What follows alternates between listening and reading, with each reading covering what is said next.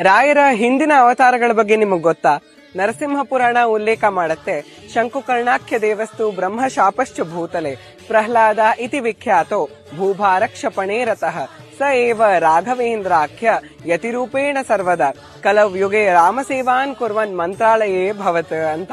ಅಂದ್ರೆ ಇವರ ಮೂಲ ಸ್ವರೂಪ ಬ್ರಹ್ಮದೇವರ ಸತ್ಯಲೋಕದಲ್ಲಿ ಶಂಕುಕರ್ಣ ಅನ್ನೋ ಒಬ್ಬ ದೇವತೆಯದ್ದು. ಅಲ್ಲಿ ಬ್ರಹ್ಮದೇವರಿಂದ ಶಪಿತರಾಗಿ ಅವರು ಭೂಲೋಕದಲ್ಲಿ ಒಬ್ಬ ಅಸುರನ ಪುತ್ರನಾಗಿ, ಹಿರಣ್ಯ ಕಶ್ಯಪುವಿನ ಪುತ್ರನಾಗಿ, ಪ್ರಹ್ಲಾದನಾಗಿ ಅವತಾರ ಮಾಡ್ತಾರೆ. ಸಾಮಾನ್ಯ ಜನರಿಗೆ ಇದು ಶಾಪದ ತರ ಕಾಣಿಸಬಹುದು, ಆದ್ರೆ ಬ್ರಹ್ಮದೇವರು ಸಮಸ್ತ ಮನುಕುಲದ ಮೇಲೆ ಮಾಡಿದ ಅತಿ ದೊಡ್ಡ ಅನುಗ್ರಹ ಇದು. ಪ್ರಹ್ಲಾದ ಒಬ್ಬನಿಗೋಸ್ಕರ ಭಗವಂತ ಅವತಾರ ಮಾಡಿ ಹಿಸ್ಟರಿಯನ್ನ ಕ್ರಿಯೇಟ್ ಮಾಡ್ತಾರೆ. ಅಂತಹ ಮಹಾನ್ ಭಕ್ತ ಇವರು. ಇದೇ ಪ್ರಹ್ಲಾದ ಮುಂದೆ ಮಹಾಭಾರತದಲ್ಲಿ ಬಾಹ್ಲೀಕ ರಾಜರಾಗಿ ಅವತಾರ ಮಾಡ್ತಾರೆ. ನಂತರ ವ್ಯಾಸರಾಯರಾಗಿ ಅವತಾರ ಮಾಡಿ ಸಮಸ್ತ ಭರತ ವರ್ಷದಲ್ಲಿ 732 ಮುಖ್ಯ ಪ್ರಾಣ ಹನುಮಂತನ ಪ್ರತಿಷ್ಠಾಪನೆಯನ್ನ ಮಾಡ್ತಾರೆ. ದಾಸಶ್ರೇಷ್ಠರಿಗೆ ಗುರುಗಳಾಗ್ತಾರೆ. ಫೈನಲಿ ಕಲಿಯುಗದಲ್ಲಿ ಕಲ್ಪತರುವಾಗಿ, ಭಕ್ತರ ಪಾಲಿಗೆ ಕಾಮಧೇನುವಾಗಿ, ನಮ್ಮ ಹೃದಯದ ರಾಜರಾಗಿ, ವೆಂಕಟೇಶ್ವರನ ವರಪ್ರಸಾದನಾಗಿ, ವೆಂಕಟನಾಥ ಆಗಿ ಅವತಾರ ಮಾಡ್ತಾರೆ.